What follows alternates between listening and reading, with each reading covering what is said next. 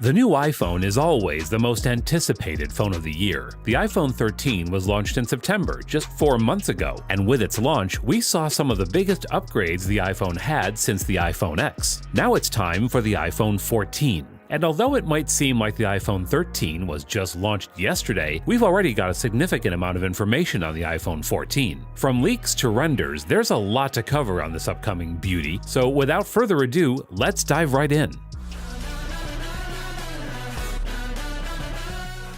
Lineup and display size. First up, we have the size. Let's be honest, Apple's naming scheme hasn't really been the easiest to understand, and when it came to pronunciation, the XS Max suffered. Was it XS or was it XS? We'll never know. This year, Apple has decided to make it even more confusing. There's rumored to be a new size option in the iPhone 14 lineup called the iPhone 14 Max. It's going to be the same display size as the iPhone 14 Pro Max, but without any of the Pro capabilities. This one is for the people that wanted the larger display size of the Pro version, but weren't willing to shell out an extra $200 to $300 for it. The iPhone 14 will have inferior hardware, but as we've seen with the iPhone 13 mini, Apple does a pretty good job of optimizing the phone even if its hardware isn't bleeding edge. The updated line would then consist of the iPhone 14, the iPhone 14 Pro, iPhone 14 Max, and finally, the iPhone 14 Pro Max. The exact display size is rumored to be 6.7 inches for the iPhone 14 Max and iPhone 14 Pro Max, and 6.1 inches for the iPhone 14 and iPhone 14 Pro, according to Mac Rumors. Talking about the Mini, this would be a good time to mention that there's not going to be a Mini version anymore. Yes, you heard that right, the iPhone 14 lineup is not going to have the Mini version.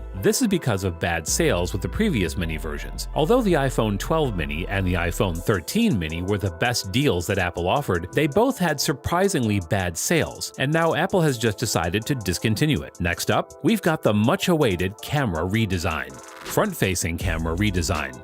The iPhone notch is cool, said no one ever. Sure, it was a revolutionary step when the iPhone X was released, but since then there has been no major change in the design for the last 3 generations. The only difference has been a slight decrease in the size of the notch, but apart from that, there hasn't really been any improvement in this area. Androids, on the other hand, have explored everything from pop-up selfie cameras, revolving cameras, screen cutouts, and even under-display ones. Sure, you can say that Apple doesn't try wild and wacky ideas, but even still, we should have seen some improvements in the design by now. It seems like 2022 might just be the year we get to see that, as it's being rumored that Apple is going to go with a hole-punch camera design this year. Let us know down in the comments which design you're into. Should Apple stick with a notch, or is the hole punch the way to go? Coming back to the topic, regarding how Apple is going to get rid of the notch without getting rid of Face ID, according to Mark Gurman's Power On newsletter for Bloomberg, Apple is working on improving Face ID so that the sensors can be placed under the screen. As for the camera, that is still going to be a screen cutout, since, let's be honest, the under-display ones offer an irredeemable decrease in camera quality and the technology just isn't mature enough for mainstream phones right now. If you were one of the people that were hoping that Apple might bring back Touch ID with under-display fingerprint sensors, I'm afraid that's not going to happen, at least not in the iPhone 14 lineup. This is because optical under-display scanners aren't fully secure, and the supersonic ones are a bit slow, as we've already seen with the Samsung S21 Ultra,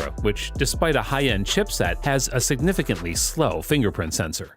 Back redesign. The front camera isn't the only thing getting a redesign. The iPhone 14 is also getting a back redesign. If you've seen the latest S22 leaks, you know that Samsung is going with a lens implanted directly into the frame look rather than a separate raised camera bump. Apple is rumored to be doing the same, taking inspiration from the iPhone 4 rather than from Samsung. While it's hard to believe that Apple would make the iPhone thicker just to get rid of the camera bump, what is most likely to happen is that Apple is going to just add lenses directly to slightly reduce the camera protruding from the back. Personally, I would love it if it ends up looking like the iPhone 4. However, if it's anything like the Samsung leaks, that's a hard pass. Maybe the design will grow on me once I use it, but as of right now, I'd wish Apple doesn't try the Samsung approach. Titanium casting.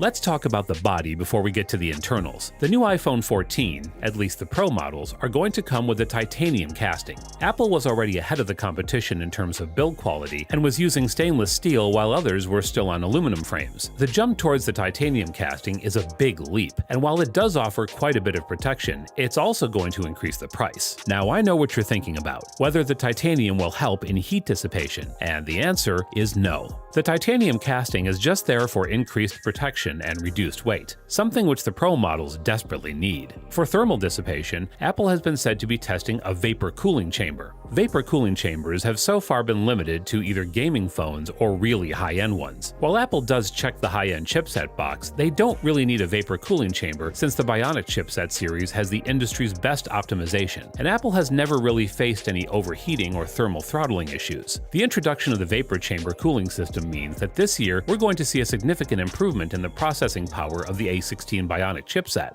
Apple has always had better performance in terms of raw processing power, but lagged a bit in app launch times and loading. This year, we might see Apple finally catch up to Android on that. Let's wait and see how that goes. The internals. With the design and body done, it's time to jump into the internals. The iPhone 14 is coming with the A16 Bionic.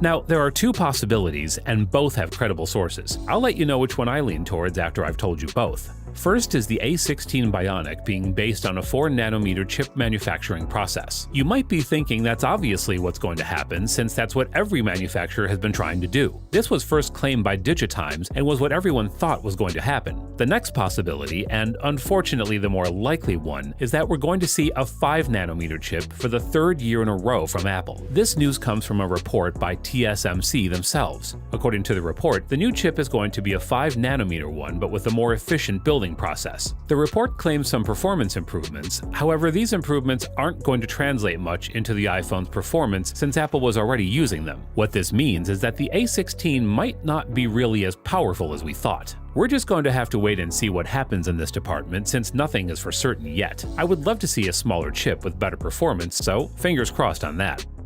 Battery.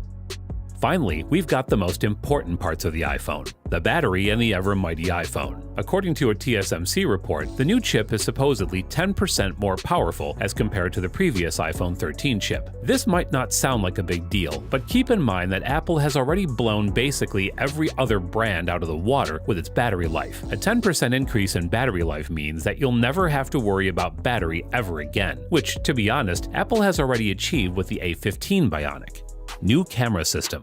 Moving on, it's time for the camera. Apple has reportedly been working on a new camera system. According to Mac rumors, we're expecting improvements to the ultra-wide lens, and there's a possibility that the iPhone 14 could get a periscope lens that allows for greater optical zoom, but it's not clear if it's slated for 2022 or 2023. According to some other sources, Apple is probably going to release the periscope lens in 2023, since as of right now they're facing some difficulties with patents that Samsung owns. There are rumors, however, that Apple is either going to pay a small licensing fee or develop a workaround. All this remains to be seen yet. An improvement on the ultra-wide is also much needed, since Androids are currently offering way better viewing angles, although they do suffer in video. And with that, we are done. Make sure to drop a comment to let us know if you know about any other leaks. If you've been wondering what it's like inside Apple's $5 billion headquarters, then check out the video right here on the screen. Also, don't forget to like the video and subscribe to our channel for more amazing stuff. Till then, adios!